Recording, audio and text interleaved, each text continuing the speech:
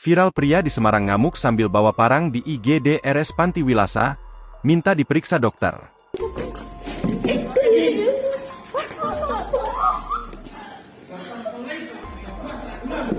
Video seorang pria mengamuk sambil membawa parang di ruang instalasi gawat darurat, IGD RS Panti Wilasa, Semarang viral. Dalam video yang diunggah akun Instagram Kejadian pada Selasa, 16 Juli 2024, tampak seorang pemuda mengenakan hoodie hitam dan celana pendek putih. Pemuda itu masuk ke dalam ruang IGD sambil membawa senjata tajam jenis parang dan sabit. Pemuda tersebut lalu mengayunkan sabit untuk mengancam petugas kesehatan yang ada dalam IGD.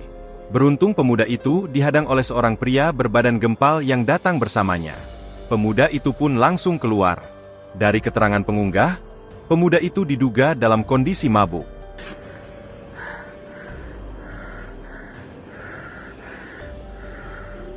Dek, diam ya dek, bentar ya dek.